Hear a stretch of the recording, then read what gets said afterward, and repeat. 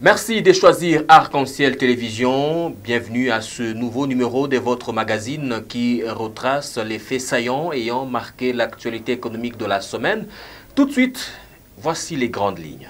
Les opportunités d'investissement en République démocratique du Congo dans les secteurs agricoles, miniers, touristiques, eau et électricité ainsi que transport ont été présentées par les ministres des secteurs, gouverneurs et directeurs généraux concernés aux opérateurs économiques chinois. C'était lors du Forum économique RDC-Chine.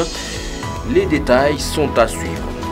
À suivre également l'invité business, il s'agira du professeur Gaspard Mouhémé, enseignant en sciences économiques et de gestion à l'université de Lubumbashi.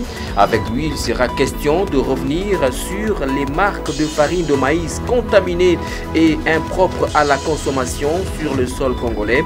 Il répondra à la question principale de savoir si les services frontaliers ont failli à leur mission. Enfin, le directeur de la direction des recettes du Haut-Katanga DRH4 était sur le terrain pour sensibiliser les conducteurs des véhicules roulant à Lubumbashi au paiement des taxes routières, à savoir la vignette, le contrôle technique et bien d'autres. Le constat fait sur le terrain est très amer. Vous suivrez les explications. Voilà tout pour les titres. Bienvenue à tous.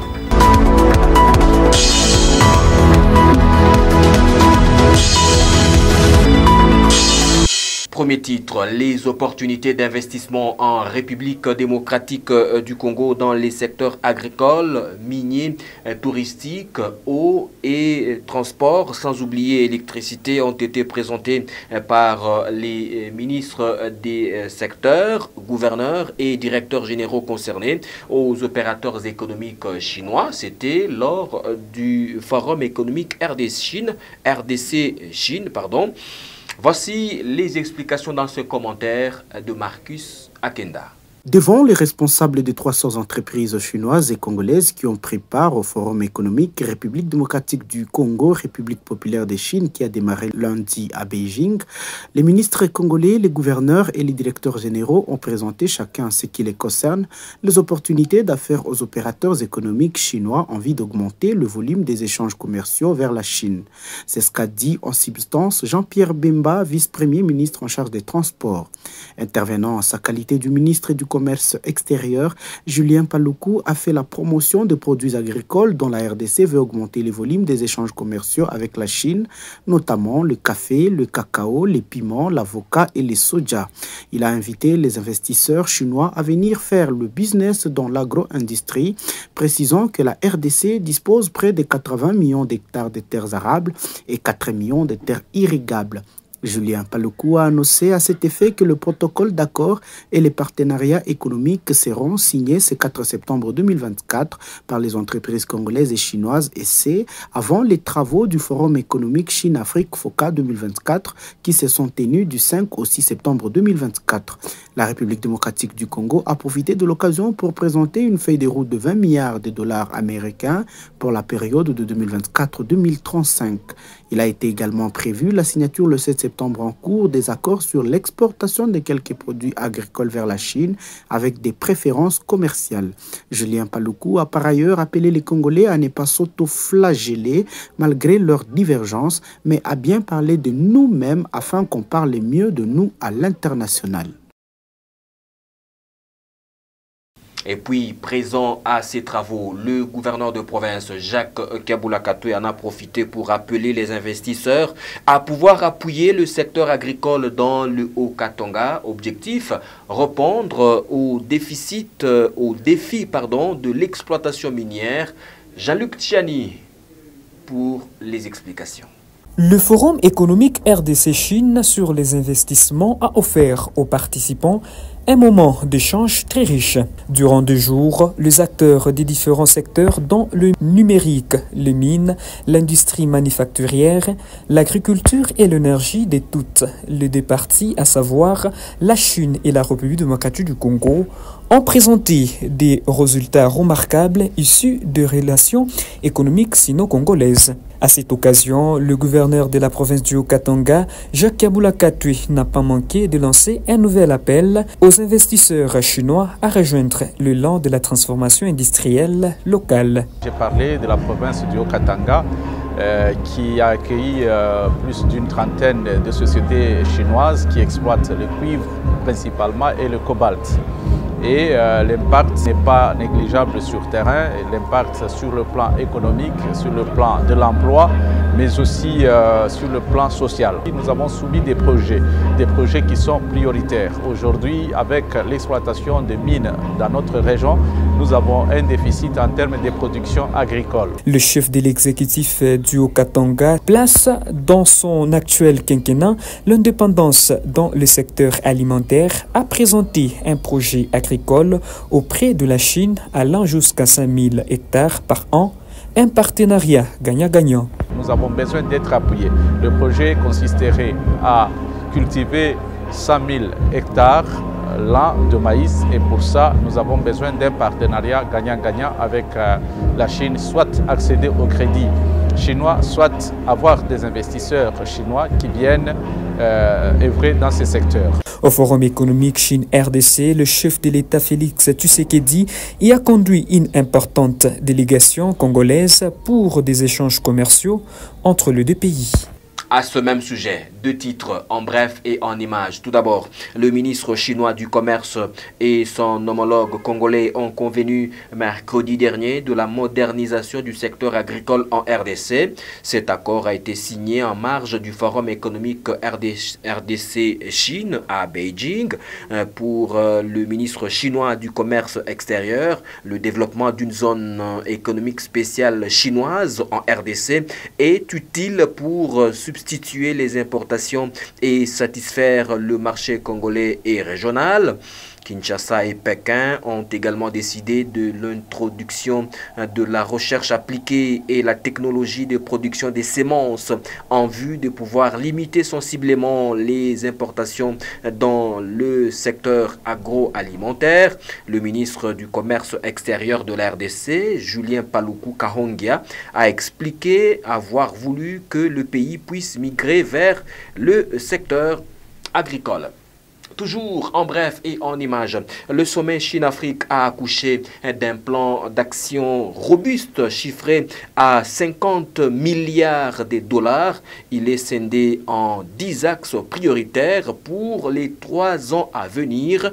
Pour l'exécution parfaite du dit plan, l'Empire du Milieu va débloquer un montant total, je vous le disais tantôt, de 50 milliards de dollars, dont 29 milliards de dollars en ligne de crédit, 11 milliards de dollars d'aide et 10 milliards de dollars d'investissement des entreprises chinoises en Afrique. Ainsi, jusqu'en 2027, la coopération sino-africaine sera calquée sur les 10 axes prioritaires ci-après: la formation sur la gouvernance, la prospérité du commerce, la coopération sur les chaînes industrielles, les projets d'interconnexion à travers 30 projets d'infrastructure en Afrique, 1000 projets à réaliser dans le cadre de la coopération au développement, dans le domaine de la santé également, le développement de l'agriculture, échanges humains et culturels, le développement vert et la sécurité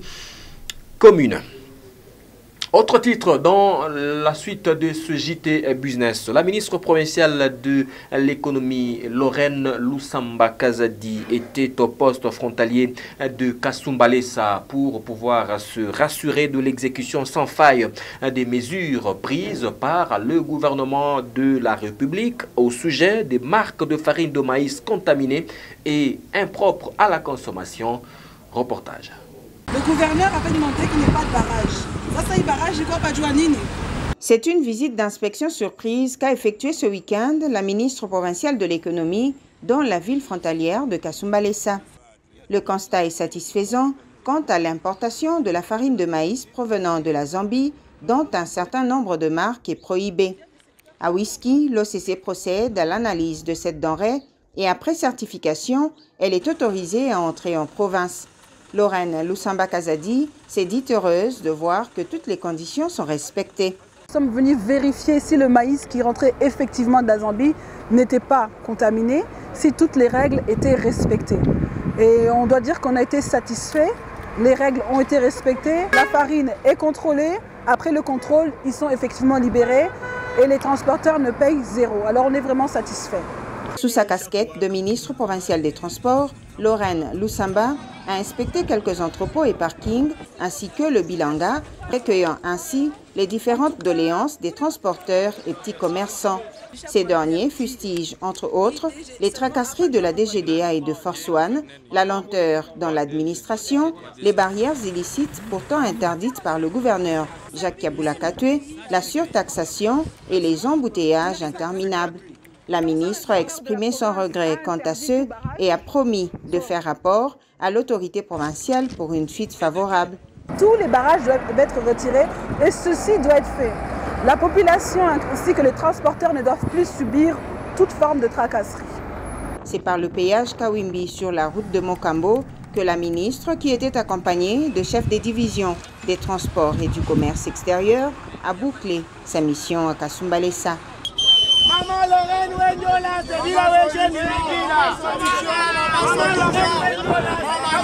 Place à présent à l'invité business. Il s'agit du professeur Gaspard Mouémé. Il est enseignant en sciences économiques et de gestion à l'université de Lubumbashi. Dans cet entretien qu'il a accordé à votre télévision, il revient notamment sur cette question des marques de farine de maïs contaminée et impropres à la consommation sur le sol congolais. Il répond à la question principale de savoir si les services frontaliers ont failli à leur mission. Voici l'échange. Professeur Gaspard Mouémé, merci de votre disponibilité. Aujourd'hui, des marques de farine de maïs contaminées et impropres à la consommation sont entrées sur le territoire congolais en provenance de la Zambie voisine. Économiquement, qu'est-ce que cela représente comme risque? Du point de vue économique, il y a ici un problème touchant l'offre de produits et sa demande. Maintenant, concernant l'offre, les produits entrent. Ces produits qui entrent sont censés être autorisés à entrer sur le territoire. Et qui autorise cette entrée?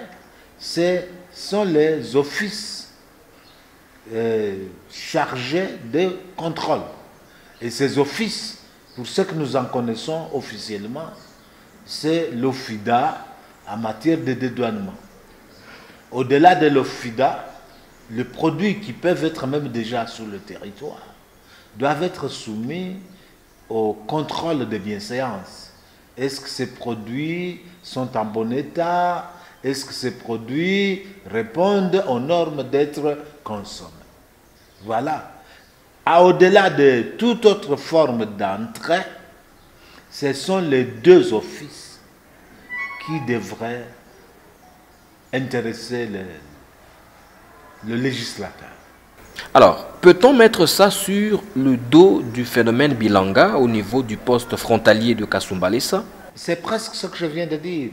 C'est que le phénomène Bilanga ici, c'est une facilitation d'entrée en dehors des organes liés à cette charge. Et ces organes, que nous sachions, c'est l'OFIDA d'abord. L'OFIDA qui passe la main à l'OCC. L'OCC qui est censé tester les produits, voir si ces produits répondent aux normes. Mais il se fait que sur le marché, on se rend compte qu'on a du poison. Qu'elle soit du poison à retardement ou du poison direct. Et là, on doit s'interroger, qu'est-ce qui se passe? Parmi les mesures préventives prises pour parer à toute éventualité figure notamment l'interdiction de la commercialisation de la farine de maïs, des marques impropres bien sûr. Comment cela sera-t-il possible? Tout cela rejoint ce que nous venons de remarquer. Est-ce que l'office chargé de contrôler ces produits fait son travail? Ça, c'est du côté OCC. Est-ce que la brigade commise à l'OFIDA fait son travail? On peut continuer la série. Est-ce que tous ces différents services qu'on voit quand nous traversons la frontière ou quand nous passons par l'aéroport, il y a toute une série de services qui s'intéressent juste à ouvrir, voir, mais sans décider. Donc il y a un problème. Il y a un dysfonctionnement qu'on ne peut pas ne pas constater. Mais ces produits sont déjà dans les circuits de commerce. Et comme ces produits sont dans le commerce, maintenant à la presse de jouer son rôle de vulgarisation, de faire connaître le danger aux consommateurs. Ça, vous voyez que ça passe par les mains, entre les mains de tout un chacun. Même nous qui enseignons, nous devrions en parler. Alors, comment arriver à retracer ces produits qui existent déjà pour arriver finalement à les retirer dans les circuits du commerce? C'est beaucoup plus compliqué parce que notre population est diverse. Hein? Les gens ont besoin de leur bunga. Dès qu'ils ont le bunga, ils ne s'intéressent pas à la marque, ils ne s'intéressent pas à la provenance, tant mieux. Et soudain, on se rend compte que les enfants qui l'ont consommé font la diarrhée ou bien ont mal au ventre. C'est trop tard. Maintenant, agissons à tous les niveaux, le niveau médical, pour prendre ce taureau au bout des cornes. Cet opérateur économique, disons ce commerçant qui avait déjà ses stocks, mais du jour au lendemain, il lui est interdit de vendre ses produits. Comment il fait? De toute façon, il sait qu'il ne doit pas vendre. Parce qu'il s'il vend lui-même, en sachant qu'il empoisonne la population, c'est à ses risques et périls, puisqu'on risque de le sanctionner à un autre niveau. Pas au niveau de la fraude qu'il y aura eu, mais au niveau de ce que, lui, sachant que les produits sont périmés, sont impropres à la consommation, néanmoins, il les distribue. Hein? Vous voyez? C'est à tous les niveaux qu'il faut intervenir pour mettre fin à cet empoisonnement. Ce qui vaut pour ce maïs peut aller aussi pour d'autres produits. Hein. Merci, professeur. Je vous en prie. Professeur Gaspard Mouhémé, enseignant en sciences économiques et de gestion à l'université de Lubumbashi, il répondait à la question principale de savoir si les services frontaliers ont failli à leur mission pour que l'on se retrouve sur le sol congolais avec des marques de farine contaminées. Autre titre, le directeur de la direction des recettes du Haut-Katanga, DRH4, le professeur Bruno Kwesele Choma Choma, était sur le terrain pour sensibiliser les conducteurs des véhicules roulant à Lubumbashi au paiement des taxes routières, à savoir la vignette, le contrôle technique et bien d'autres. Le constat fait sur le terrain est très amer. Les explications dans ce reportage. Le gouvernement Jacques Kiaboula Katoué a besoin des moyens pour mettre en œuvre sa politique. C'est ce qui a justifié cette descente sur terrain du directeur provincial de la direction des recettes du Haut-Katanga, Bruno Choma Choma Kwesele, afin de sensibiliser tous les usagers de la route à la redevabilité des paiements des taxes dues à la DRH4. Il s'agit entre autres de l'autorisation des transports des personnes et de biens, le contrôle technique, la taxe sur l'embarquement frais terrestres, ainsi que la vignette. Le constat est malsain, comme ici au niveau du poste de péage Kassangiri sur la route de Kassinga. Presque la quasi-totalité des véhicules roulant sur cet axe est sans document. Le constat est vraiment amer. Nous venons de remarquer que tous les véhicules qui passent ici sont des véhicules qui ne sont pas en ordre avec l'administration fiscale, ce qui n'est pas normal. Pas d'assurance, pas de vignette, pas de contrôle technique. Aucun véhicule, depuis que nous sommes ici, depuis le matin, aucun véhicule n'est en ordre. Alors, nous allons recourir au recouvrement forcé pour contraindre les usagers des routes de se mettre en ordre et qu'ils doivent avoir tous les documents de bord pour leurs véhicules. L'incivisme fiscal s'est fait remarquer aussi au niveau du poste de péage sur la route Likasi où des documents de bord de la DRH4 sont falsifiés. Occasion pour le directeur provincial de la DRH4 qui avait à ses côtés le chef de division de la DRH4 Lubumbashi Isaac Kamanga d'appeler les assujettis à aller se conformer dans des guichets de la DRH4 à temps et dans le délai afin d'éviter de tomber dans le paiement des pénalités. Tout le monde doit aller à nos guichets pour aller déclarer leurs véhicules, même si nous sommes dans les régimes déclaratifs. Mais il ne faut pas attendre qu'on vous secoue pour payer l'impôt. Sinon, vous serez encore les premiers à se plaindre que non, voilà, l'État ne fait pas son travail, les routes ne sont pas asphaltées, les routes sont en délabrement, les routes sont impraticables. Mais nous allons construire toutes ces routes-là avec quoi? Il faudrait que la population puisse se mettre en ordre avec l'État. Le gouverneur de la province du Haut-Katanga, Jacques Yabula Katwe, met beaucoup l'accent sur les travaux d'infrastructure dans son programme gouvernemental. D'où nous devons mettre à la disposition du gouvernement le moyen. Le point de chute de cette sensibilisation a été la grande place de la poste de Lubumbashi. Véhicule après véhicule, tous les usagers ont été sensibilisés avant qu'il ne débute d'ici là une campagne de recouvrement forcé de tous les documents de bord. Sur le marché international, le prix du cobalt a récemment chuté de 3,98%, se fixant à 24 820 $ la tonne, justement sur la scène économique internationale. Cette baisse s'inscrit dans une tendance plus large avec un recul de 24,21% par rapport à la fin décembre 2023, a renseigné la Banque centrale du Congo. Les explications dans ce commentaire de Brigitte Massangila.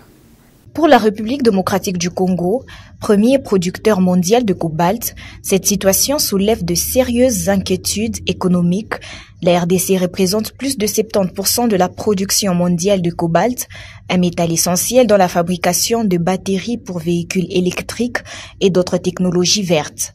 La chute des prix pourrait entraîner une diminution significative des revenus pour le pays qui dépend fortement des exportations de ces minerais. Les recettes fiscales générées par l'industrie minière sont cruciales pour le financement des infrastructures et des services publics. Cette baisse de prix est principalement attribuée à une surproduction sur les marchés mondiaux, exacerbée par une demande qui stagne. Des pays comme l'Indonésie ont également intensifié leur production, augmentant la concurrence sur les marchés. En conséquence, la République démocratique du Congo pourrait voir ses parts des marchés diminuer, ce qui pourrait nuire à sa position de leader dans l'industrie du cobalt. Les entreprises minières opérant en RDC, telles que Glencore et China, pourraient également ressentir les effets de cette baisse. Une réduction de bénéfices pourrait les inciter à revoir leurs investissements dans le pays, ralentissant ainsi le développement de nouveaux projets et la création d'emplois. En outre, la baisse de prix du cobalt pourrait avoir des répercussions sur les projets de transition énergétique en cours dans le pays. La RDC a un potentiel énorme pour devenir un acteur clé dans la production des technologies durables. Mais des prix bas pourraient freiner les investissements nécessaires pour réaliser cette vision. Les experts suggèrent que le gouvernement congolais doit adopter des mesures productives pour atténuer les impacts de cette baisse. Cela pourrait inclure la diversification de l'économie en réduisant la dépendance au secteur minier et en explorant d'autres sources de revenus. La situation actuelle souligne la volatilité des marchés des matières premières et la nécessité pour la République démocratique du Congo de développer une stratégie à long terme pour gérer ses ressources naturelles. La gestion prudente des revenus miniers et l'investissement dans des secteurs alternatifs seront essentiels pour assurer la stabilité économique du pays à l'avenir. Ce tout dernier titre, en bref et en images. La dernière semaine du mois d'août 2024 a été marquée par une hausse significative du prix du baril de pétrole de 2,51%, atteignant 79,25 $ sur les marchés internationaux. D'après les données publiées par la Banque centrale du Congo, cette augmentation s'inscrit dans un contexte mondial où les prix du pétrole connaissent des fluctuations importantes, notamment en raison des facteurs géopolitiques et économiques. Comparativement à la fin décembre 2023, le prix du pétrole a augmenté de 1,77%. Cette tendance haussière est alimentée par des préoccupations concernant l'offre et la demande sur le marché mondial, exacerbées par des tensions géopolitiques dans des régions clés de production comme le Moyen-Orient. Voici à présent la tendance des prix des denrées alimentaires des grandes consommations à Lubumbashi la semaine du 2 au 7 septembre 2024 selon le tableau qui est affiché devant vous. Un carton cuisse poulet se négocie entre 91 500 francs congolais et 59 000 francs congolais. Un carton de chinchard se vend entre 168 000 francs congolais et 113 000 francs congolais. Un carton de tilapia se vend à Lubumbashi entre 74 000 et 42 500 francs congolais. Un sac de farine de 25 kg se négocie entre 55 000 francs congolais et 48 000 francs congolais.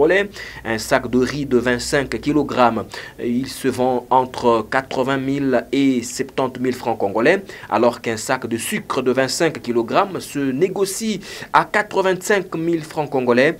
Un sac de braise entre 28 et 30, voire 25 000 francs congolais, alors qu'un bidon d'huile végétale de 5 litres se vend entre 30 000 et 29 000 francs congolais.